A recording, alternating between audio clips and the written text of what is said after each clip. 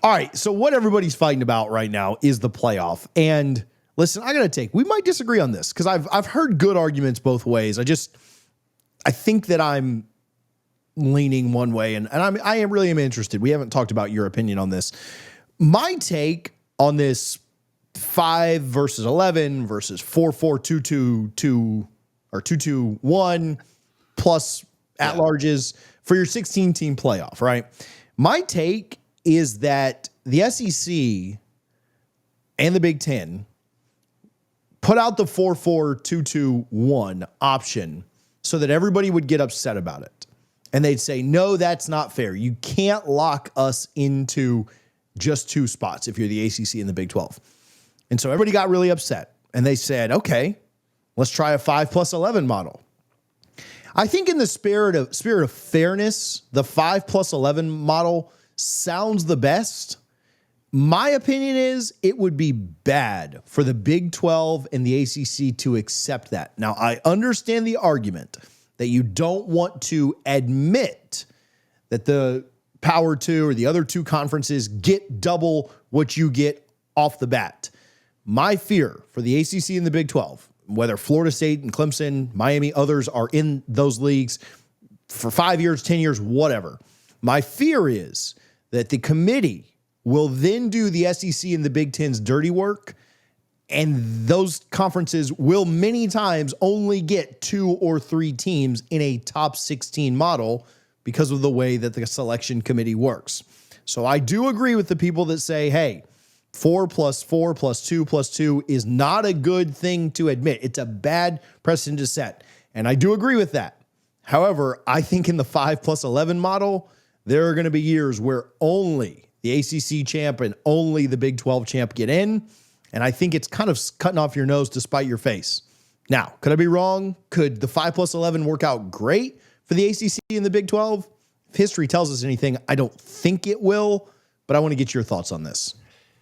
First, and I think this is the most important thing to consider when you bring the conversation up to Big 12 or ACC fans, many of whom understand the dire situation for both of those conferences, as you hear things like this and understand, hey, the best case scenario for you, small orphan, is to be adopted by one parent. And you think, well, I would love to have 2 parents. I mean, we all seem like we're all in the orphanage together, right? Like this is just the orphanage of college football. Why do the SEC and the Big Ten, why do they get special privileges? And you think, you're not so. Those are the bigger kids. Those are the better kids. You think, well, we're all kind of in the same, like historically, we're all hanging out in the college football orphanage. Why can't we just have and that's what it comes down to, is you are making me accept as someone who feels slighted. I think most of college football fans would agree. That's why I use the orphanage moniker here, is that we all kind of feel like college football is to the wayside, or not what it used to be, or it's dying, or I'm not having as much fun with it today as I was once upon a time, even 15 years ago.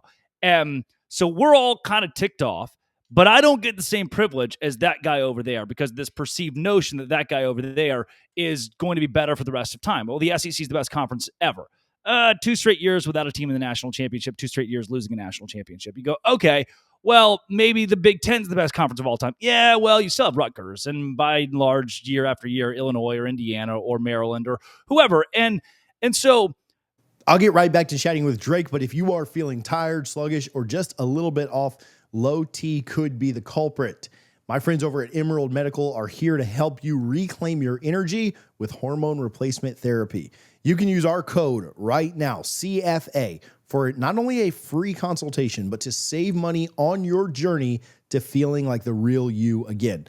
My buddy Chris owns Emerald Medical. He's a huge college football fan, just like you are, and they will offer personalized care that you can trust. You can call them at 772-307-9840. You can do it all virtually, do it through telehealth, or go to emeraldhrt.com. Use our code CFA to schedule your free consultation and get back to feeling like the real you. That's the tough part for me, to sit here and be like, yeah, TJ, it's great, 11 + 5, or yeah, TJ, it's great, this 2 + 4 + 2 + whatever that one is, and not consider in either scenario, us Big 12 fans who were in the same boat as Oklahoma fans 4 years ago have to settle.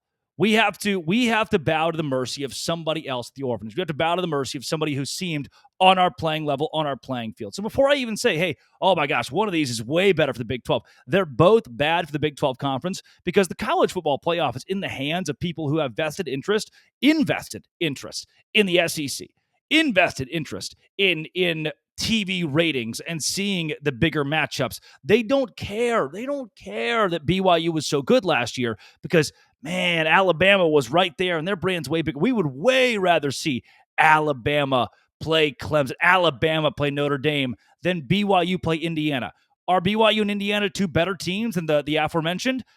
Maybe. Year in, year out, they very well could be. And we saw Notre Dame lose to Northern Illinois. So it's not like these things are impossible, but it's not about that. It's about TV ratings.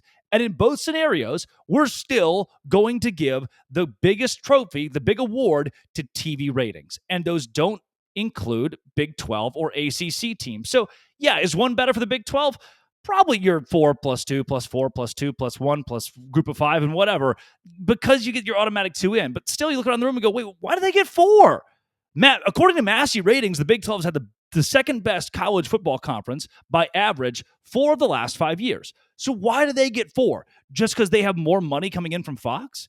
And because they have more money, this is like the whole Sherman antitrust act we keep talking about, monopolies and all that jazz. Because they have more money, obviously they're going to continue to get better. Why do we, why I say we as if I'm one of them, why do college football officials, network officials want to widen the gap between the Big Ten and everybody else? Why do they want to cut off what could also be lucrative viewership opportunities? I pointed Washington State and Oregon State. They were both in the top half of the Pac-12 that died off. Just because they weren't in Seattle or Portland, they were cut off. But their viewership was huge because their alumni base is mostly in Seattle or Portland. That wasn't taken into account. We threw away 2 programs that still have pieces of history behind them. And we're doing the same thing. I mentioned this earlier. The more we forget about the Big 12, the more we forget about the ACC, the easier it is to just cut them off entirely. And this is a piece of cutting off those 2 conferences, giving them half of the allotment of college football playoff teams, twice as many to the SEC and Big Ten. So now guess what? The SEC and Big Ten have 2 times the chance to win, 2 times the chance to make money. And it just shouldn't be that way, namely because we're going off this subjective, arbitrary thing that, the SEC and Big Ten are way better than the Big 12. Some years, that just isn't the case. You bring up a really good point, and I agree with it wholeheartedly. Neither of these options are great, right? There's not a great option. And let's just be very fair. If you just gave the 16 best teams, I don't know that that's a great option. There is no real great option because no matter what, I believe that the committee is going to do the dirty work of the college football playoff and ESPN and Fox. I think they're going to do the dirty work one way or another. Yeah. I guess that's my take or my idea of the whole thing. If there are 4 plus 4 plus 2 plus 2 is 8, 9 with the group of 5, 10 with Notre Dame most years, right? There are 6 available spots. Let's say we go with the 4-4-2-2 model. 6 available spots. How many of those 6 are going to ACC or Big 12 teams? Probably 1 at most, right? Right. 2 on great years, right? So let's say there's a great year where both teams get 3 in each, right? Okay, great. So probably in a 4-4-2-2, 1-1-1 model, you get 5 to 6 max. All right. In a 5 plus 8 or 5 plus 11 model, of those 11, how many do you think are going to get in from the ACC and Big 12? I would say 1 or 2. Yeah. And then plus the auto qualifiers. So you're talking 3 or 4 max, right? I think the committee is going to always favor the SEC and the Big 10. Will there be years that are an anomaly to that? Do you have an extra year maybe where Notre Dame stumbles and isn't able to get in? I mean, how many years is Notre Dame not going to be in the top 16 with their brand? Not very many. They're going to make it a lot as long as they can go 8-4, 9-3. And so you're right. Neither one of them is a good option because at the end of the day, we do have humans that are very subjective to and very biased in the way that they think, and they're going to favor them anyway. So when you're comparing 2 options, my gut would be, as a fan of a team in one of these conferences that we're talking about. Now, again, hopefully not for very long, but as a fan for the next 5 years of one of these teams in these conferences, my gut would be to take the most sure thing. Is that accepting less? Yes. Will a lot of people have a problem with that? Yes. Some people have literally told me, I'm okay if we get less teams in as long as we have the chance to get more in. And my thought on that is, chance is an illusion. The chances of you getting more teams in is an illusion. Just like the playoff was going to make things more fair, and the playoff was going to give the little guy a chance, and the playoff was going to do all these things you thought it was going to do, that is an illusion. Take the sure thing now. I think the 5+11 model very much benefits the Big Ten and the SEC. They will get even more teams in should we go to that model. And I think we should, do I love the 4-4-2-2-1-1? Not a lot.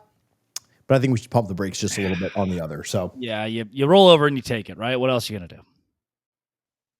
Drake C. Toll, Locked On Big 12. You can check him out on social media everywhere, Instagram, Twitter, wherever.